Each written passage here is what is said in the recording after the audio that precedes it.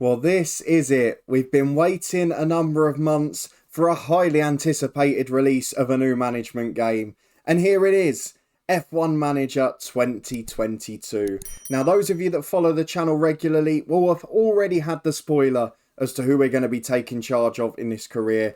And if not, you can see it on the screen in front of me now.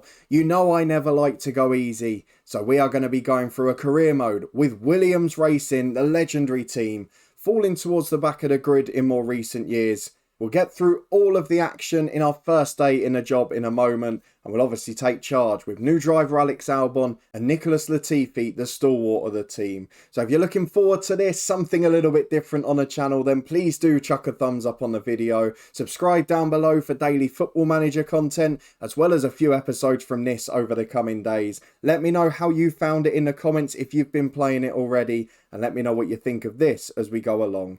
You know me, I always like to pick teams, no matter what management game it is, that have a low budget and where we have to be careful with money. So let's take charge of Williams Racing. This is our first day of F1 Manager 2022. There we go. With that done, we're going to keep first time guidance enabled. One, because it's a completely new game. And two, because although I've kept up to date with what's going to be coming in this game and the features, I didn't want to know everything and be overloaded straight away. So we're going to learn a lot as we go along. Let's get straight into it. As you can see, we're playing the Xbox edition of the game. My PC was nowhere near good enough to run this game. Well, in for our first day, we've got one of the senior engineers welcoming us along. So hopefully they'll be able to give us a bit of guidance along the way. We're joining at a very exciting time. I'm sure you'll settle right in. Oh, I don't know about that. You haven't seen how tight I am with money. So new principal, we're responsible for everything from the team's growth, finances, deciding on race strategies, and much, much more. And keep an eye on most things from the dashboard. To be fair, it's one of the first things I've got to say is it looks a really nice game interface. Like, it's laid out nicely, it's very easy to see all the key areas, and they're separated well. We're actually the 8th best team on paper, but only expected to finish 9th or above. So that's one slight caveat for this. We've not got the worry if we have the odd day where we're not reliable or where we miss out on points where we could nick one or two. I'd imagine for Williams, most of the chances are when it's raining. So whether that happens or not, we'll see. So an overview of the board, they're the ones who set the expectations. We know that from Football Manager, don't we? If they're confident in your leadership, you'll be fine. If they lose confidence in you, however, they might look to replace you. How long for a sacking? Down in the comments. Objective set for the team to achieve. Reaching them will help keep confidence high. So familiarise yourself with what's expected. Okay, that's not a problem. Next up, look ahead to race weekend. We need to prepare for the Grand Prix at Bahrain. One of my favourite tracks from the old F1 games, that. Nothing urgent to address on the first day. Let's just explore or we can continue. Very Football Manager-esque in the setup. Top right is continue. We just got the menu bar at the bottom rather than along the left. Once you do, time will pass, but don't worry about missing anything. You'll automatically come back if something important comes up. Brilliant. So Alex Albon's rated the better driver of the two, I guess because he's raced for bigger teams in the past, the likes of Red Bull. But Latifi is a stalwart of this place, and he's been very solid this season in real life too. So what have we got to address first? Do we want to have a look at the drivers and whether we can get somebody better? I mean, I'm very happy with the two we've got, but I would like to know how we go about it. So we know where his development points are. He's best at accuracy, control, smoothness. So he's consistent, but not electric quick, which I think is the issue for him. His growth potential's okay, though. He's done pretty well. So no problem with him. We're now getting a little pop-up about the drivers. Our reserve driver is Jack Aitken, but he is nowhere near the standard of the other two. Latifi's only 26, Albon only 25. And Aitken 26 as well. So we've actually got a pretty young driver team, which is interesting. Let's just work our way along the bottom here. We've got all the little tabs. So cars is the first one. We get to manage the cars build separately, build developments for each one individually. Our race engineer's rated 77. I don't know if that's good or not yet. We'll wait and find out as we go along. But who's designing car 2? James Irwin, he's 77 as well. So very solid across the board at the minute. The race we'll address in a minute. Our final preparations come across there. But before the first race of the season, we're not going to be doing car parts and all that lot. We just want to go and get into it. I'm interested to see how the race engine plays. It was the reason I was scared of getting it on PC. There's the calendar. The inbox, it's just a welcome to the team. We can mark that as red. And let's go the other way now as well. We've got to do staff. We haven't looked at yet. That's going to be a key area for me. Those who have followed my FM saves know that I always focus on staff more than players, drivers, whatever it will be.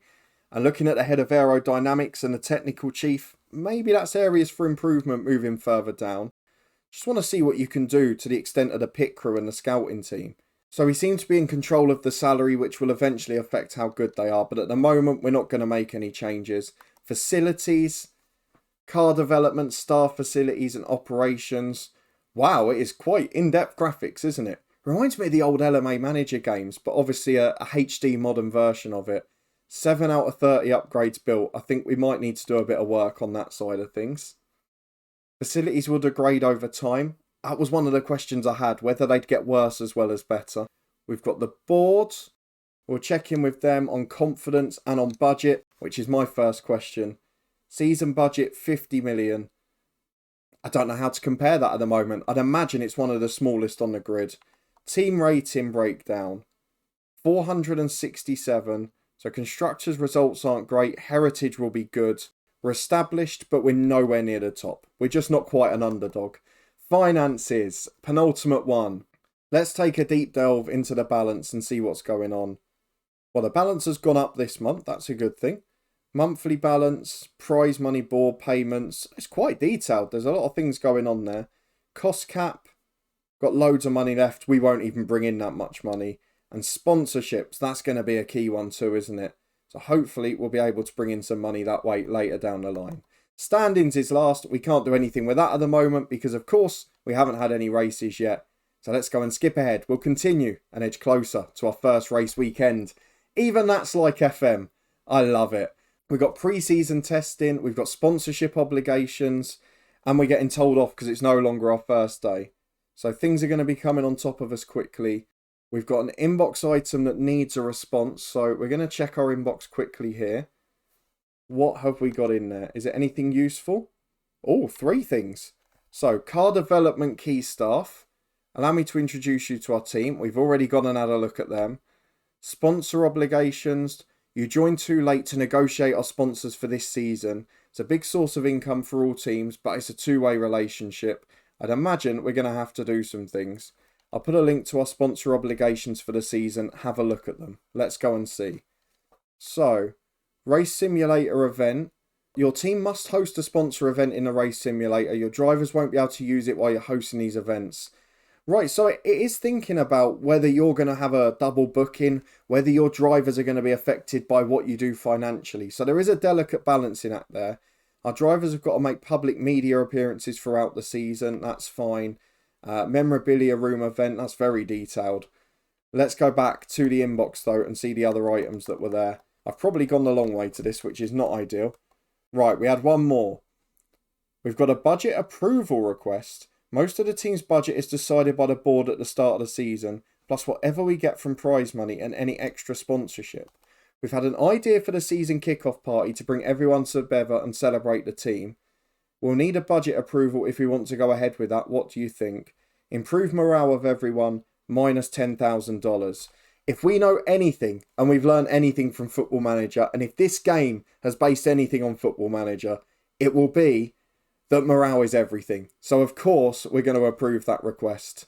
£10,000 out already. I've spent my first money, and it's purely just to have a party anyway. So hopefully the drinks haven't been flowing too much. Let's go to the first race weekend of the season. Right, we're back with the race preparation report, which we need to check. You can see as well in the background, just from a first look point of view, that there are things where you can see the game will get more detailed in the future. But for now, post Bahrain testing results, our top speed was 19th, acceleration 19th, medium speed and high speed 17th, DRS one of the slowest. I don't see how we're the 8th best team based on that. Car parts development. Can we create a new part for the car? Research unavailable to the 18th of April. So do you know what? For now, we'll wait until that comes along because I want to get in a bit of the first qualifying or something before we go. Start a project, you'll need to commit money. We'll worry about that later. And finally, we've got our race preparation. Are there any remaining tasks for us to complete? The Bahrain Grand Prix is almost here. I wanted to make sure your team is prepared before we leave.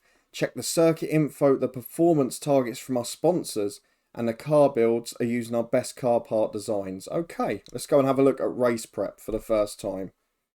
This is where we'll get the team ready for a race weekend. We can find all the information on the circuit as well. We can set our performance targets. Let's have a look at the targets because we've got to review those. So every weekend, your sponsors will give you performance-related targets with cash incentives to motivate you to succeed. You can also guarantee your sponsors' results to boost that reward higher. I'm not guaranteeing anything.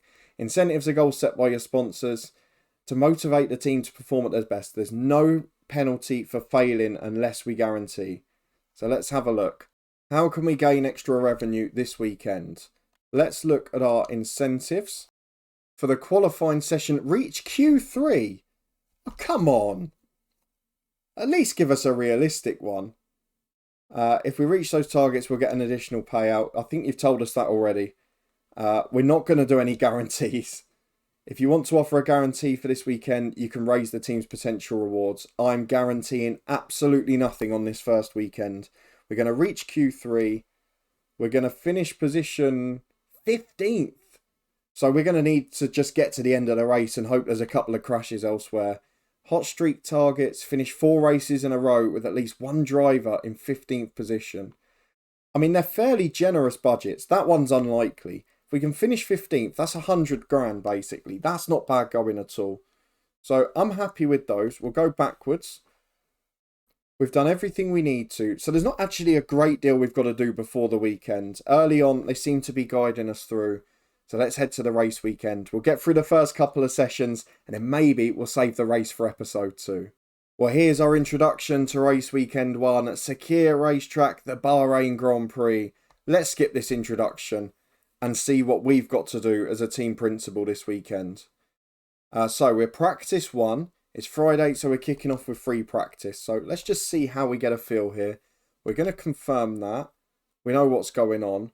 What do I need to do? That's the big question here, which I'm not getting a huge amount of. We know what the targets are. We know what the reports are. We're expecting dry weather all weekend. So let's see what happens when we continue. In our race preparation area, this is where we make any changes we need ahead of the practice session. Rest assured the team have prepared the cars for practice. When you're ready, you can continue to the session. Well, I don't think we need to do anything with that, do we? Because we're happy with the cars. They fitted the soft tyres. Let's see what happens, shall we? During the weekend, you can decide whether you want to manage the practice sessions yourself or hand over control to the team. I mean, it's basically going to be pre-season friendlies, isn't it? I don't want to be controlling them. Let's simulate to qualifying. And in fact, we're not going to be able to do anything else anyway. It's not letting us manage practice. So simulate to qualifying. Hopefully practice goes well. And we're going to be back for the big one in a minute. What a way to finish the episode. It's qualifying for the Bahrain Grand Prix. 3 practice sessions simulated. How many cars have been destroyed, thrown into walls, gravel traps? Or have we got away with it? Let's see how the qualifying session's going to go. We're on to Saturday, and this is a big moment. I've got to say, if the race engine plays out like those graphics, then we're going to be pretty happy because they look fairly good. So let's skip through and see what we're going to be dealing with here. I can't imagine us being quick. Practice 3 results. Where were we? Not in the top 12. Bottom 2, 19th and 20th. Behind Stroll, behind Vettel. Aston Martin the next closest basically. And then Haas, an Alpine and an AlphaTauri. It's going to be a pretty bleak weekend, isn't it? Let's be honest. So we're now being told what they're working on during practice. So we've got track acclimatisation, car parts knowledge and setup confidence. So both very happy with the track. Latifi's slightly more confident with his setup. Both of them average on the car parts. Performance bonuses go in there. If you manage the session yourself, you might get an even better performance from the drivers for the rest of the weekends. Still not going to tempt me to do it, is it? So the goal progress was to acclimatise to the track, and that's been done. Other parts, yeah, maybe not so confident at this stage. So through we go to qualifying 1. Where are we going to start on Sunday? I'm going to hedge my bets now and say the back row of the grid. 3 knockout rounds, fastest drivers advance. We know that sort of stuff. So what have we got to manage? Let's see. Looking at the best lap times, the cut-off position isn't going to be passable. Just want to see, we've got the softest tyres on, we've got everything possible there. Car set up, they're confident, they're ready to go. Let's start qualifying. This is what we want to see.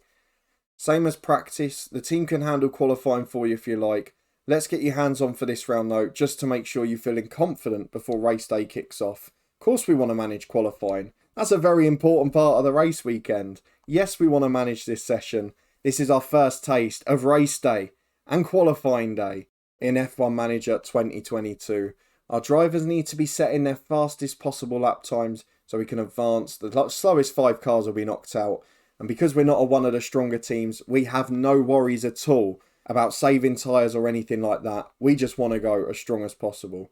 Keep a careful eye on the time remaining. The time limit on qualifying round really ramps up the pressure. Let's get a car out on track. Latifi, off you go. Let's see how you do. So there's radio commentary coming across here as well. And Latifi is out. What does it look like? Pretty strong, to be honest. It's not bad at all. So let's see how Latifi goes. We're not going to manage him too much. But hopefully he'll be able to get a decent lap in at some point. At what speed do we have to watch this? Can we go at 2 times? So he's in automatic mode at the moment. We can call the car in. We can test all the other stuff as well. What does X do in terms of timing? So we can go at 2 times speed, which is better. We're also going to go to Albon, and we're going to send him out as well. Each car is fitted with a number of onboard cameras, so you can see the action as it happens. Excellent. You can also use the map view if you like. It gives you a good overview of the whole track and all the cars. That's probably what we'll go for. Remember, you're managing 2 drivers. Keep an eye on both. I was trying to send Albon out before you got involved there. So we're going at 2 times speed. That seems fair enough. Let's get the map up and see what that's like. So Latifi's been followed by Bottas. Hopefully he doesn't overtake him. And then once they've done a flying lap or 2, we'll probably just call them in. Because at the moment, it's about trying to get used to it rather than expecting anything from the session. So we're going to follow Latifi, who should be coming round towards the flying lap now. Any minute into the final straight. So Latifi, through the final corner, and in he goes to start the lap. Hopefully he can hold Bottas up a bit as well. What can Latifi deliver? We're not going to watch it on normal speed. We'll stay on times 2. We'll go over to Latifi for this as well. Well, Bottas is trying to overtake, and this is going to be spoiling his lap, I've no doubt. So definitely going to have to take a bit of trouble from Bottas here. I mean, he's hammering his own lap and causing himself problems. We've caught another car as well on the outlap who's just let us through, which is fine. Slight problems with traffic there, but Latifi, well, at very least, has got to be matching Bottas's lap. That's the one positive we can take here.